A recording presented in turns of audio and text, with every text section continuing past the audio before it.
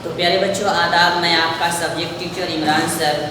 आज मैं आपको इस वीडियो के ज़रिए से सबक नंबर 6 पढ़ाने की कोशिश करूंगा। आपको आपकी किताब में दिख रहा होगा क्लास 5 सबक नंबर 6 कागज़ की कहानी। तो उससे पहले मैं आपको कागज़ के बारे में कुछ मालूमात फराहम कर दूँ। और कागज़ इतनी कीमती चीज़ है जिसको ज़ाया नहीं करना चाहिए। कागज़ को बनाने के लिए बड़ी कोशिश की गई, मेहनत और कोशिश की गई, तब जाके ये कागज़ हम तक पहुँचा है। तो सबसे पहले ये बात भी जान लेनी ज़रूरी है आपको कि कागज़ जो है सबसे पहले चाइना ने उसको बनाया। इस तरीके से बना है, कागज़ बना है, उसको जो है हम सबक में पढ़ेंगे। लेकिन इसमें कागज़ की कहानी में जिस कहानी को बताने की कोशिश की गई है, सबसे पहले उसको हम समझने की कोशिश करते हैं। वो ये है कि नादिर नाम का एक बच्चा होता है जो अपनी किताब से, अपनी कॉपी से फाड़ कर पेज को कश्ती बना लेता है, पतंग बना लेता है, वगैरह वगैरह सारी चीज़ें बना लेता है। उसकी मम्मी उसको डांटती है, पापा उसके अब्बू जान जो हैं, अब्बू जान से ये वो शिकायत कर रही है। इतने में जो है दादी जान आ जाती हैं। दादी जान जो है उन दोनों को बोलती हैं आपस में, आप लोग झगड़ा मत कीजिए, बासा मत कीजिए, मैं नादिर को समझा दूँगी, ठीक है। रात का वक्त होता है, चारों तरफ से सारे बच्चे आते हैं और नानी को घेर लेते हैं और नानी के पास कहानियाँ सुनने लगते हैं। और उनकी ये आदत होती है कि रात के वक्त सारे बच्चे नानी के पास बैठकर कहानियाँ सुनते हैं।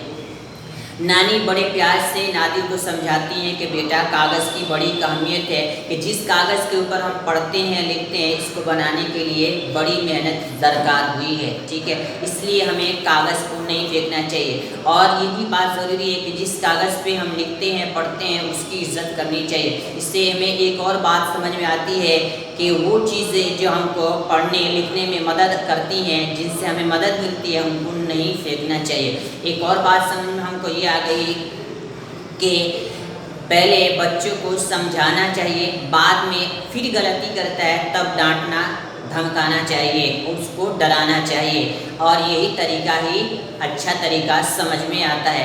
बच्चों को जो लोग मारना स्टार्ट कर देते हैं, ये बिल्कुल गलत तरीका, इसलिए कि बच्चा इससे पहले आपके मारने से पहले उसके बारे में कुछ नहीं जानता है। हाँ, एक और बात मैं बताता चलूँ, बच्चे होते हैं, अक्ल के कच्चे होते हैं, लेकिन वो शरारत के पक्के होते हैं। तो बच्चों को पहले समझाना चाहिए, इसलिए कि उनके पास अक्ल नहीं होती है।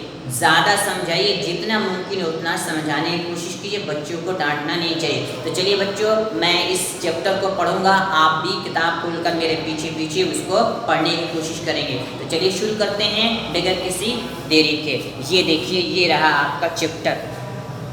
मैं लाइन बाय लाइन पढ़ूँ। कागज़ की कहानी दिख रहा होगा आप लोगों को, साफ साफ दिख रहा होगा।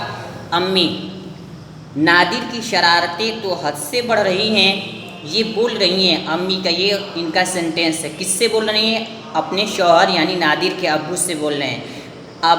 अब्बा जान, भाई ऐसी क्या बात हो गई, क्यों नाराज़ हो रही हो?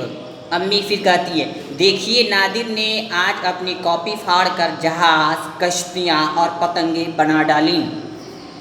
अब्बा जान बोलते हैं, नादिर अभी बच्चा है, उसे क्या मालूम कागज़ कितनी कीमती चीज़ है और उसकी क्या इज्जत है। अभी ये गर्मा गर्मी हो रही थी। गर्मा गर्मी मतलब बहस चल रही थी, तू में हो रही थी ये बात कि वह दादी अम्मा कमरे में आ गई।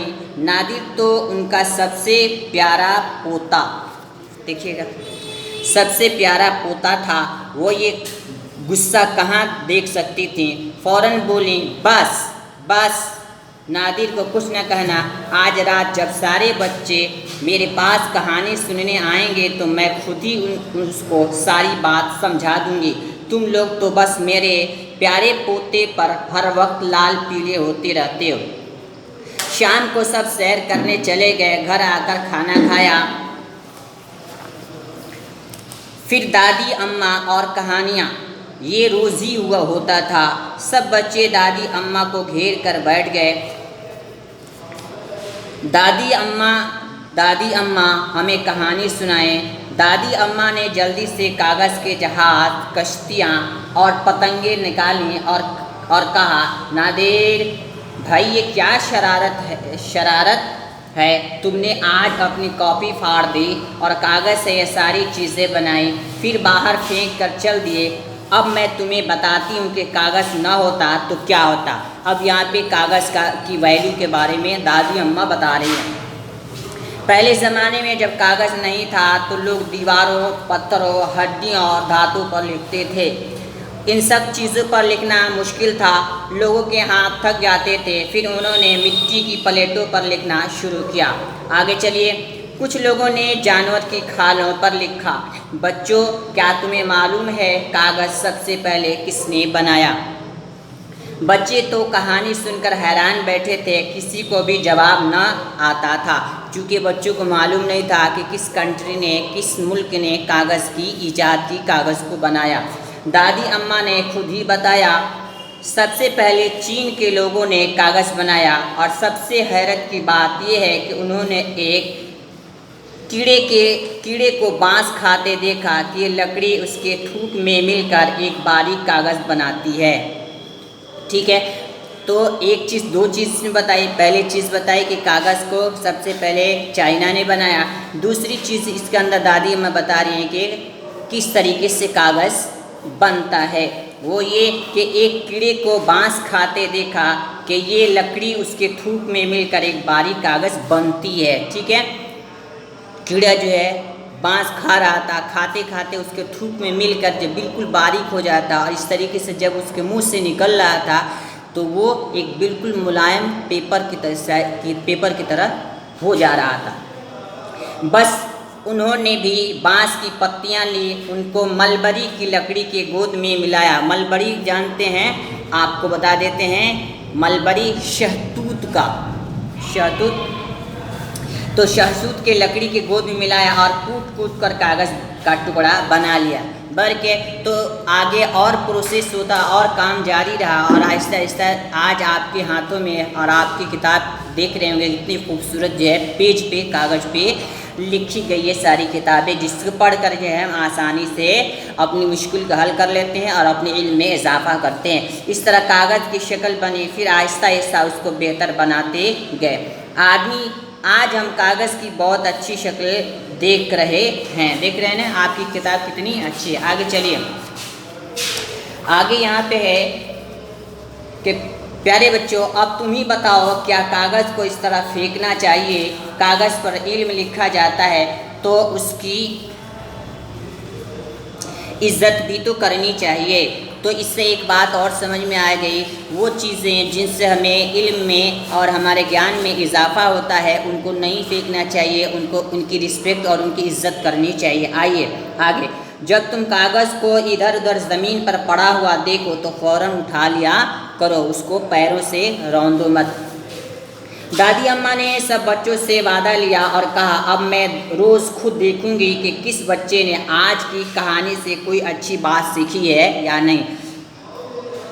नादिर ने दादी अम्मा से माफ़ी मांगी। दादी अम्मा, मुझे तो मालूम ही न था कि कागज़ इतनी मुश्किल से बनता है, आपने तो हमें हैरान कर दिया। अब तो हम सब कागज़ की कहानी खूब जान गए, इसके बाद से हम लोग नहीं फेंकें। तो प्यारे बच्चों, ये आपको जो मैंने पढ़ के बता दिया जिससे आपको पढ़ने में आसानी हो।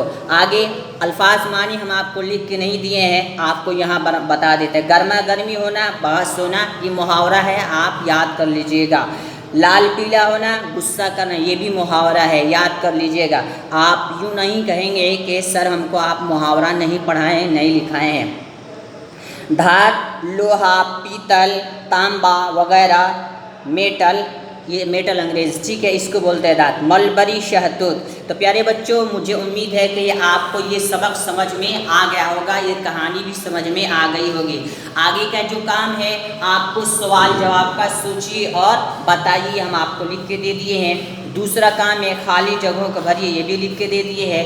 अब आपको करना ये है, तीसरे नंबर मिसाल के मुताबिक नीचे दिए हुए हर लफ्ज़ के लिए वाहिद अल्फाज की दो तरह से जमा लिखिए, ये भी हम आपको लिख के दे दिए, तो इसको लिखने के बताने की कोई ज़रूरत नहीं है। आगे चलते हैं, यहाँ देखते हैं, यहाँ लिखा हर लफ्ज़ का मुतज़ाद यानी उल्टा शब्द लिखिए, उल्टा लफ्ज़ लिखिए। तो ये आ गया नाराज़ का खुशी खुश, कीमती का मामूली गैर कीमती बना सकते हैं। मुहावरों को जुमले में इस्तेमाल के हद से बढ़ जाना, ठीक है। आप जुमला बना सकते हैं नादिर की शरारतें हद से ज़्यादा बढ़ गई है, ठीक है। इस तरीके से आप जुमले बना लेंगे।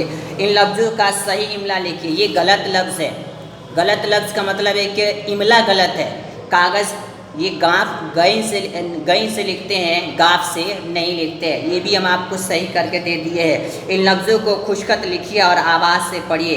जहाज़ को यहाँ पूरा लिख देना है, पत्थर यहाँ पूरा लिखना है, हैरान लिखना है, टुकड़ा लिखना है और मुश्किल लिखना है। तो आई होप कि मैं उम्मीद करता हूँ कि आपको ये सबक समझ में आ गया होगा, ठीक है मेरे प्यारे बच्चों। तो चलते हैं, अब हमें आप इजाज़त दीजिए। आपका सब्जेक्ट टीचर इमरान सर, आदाब।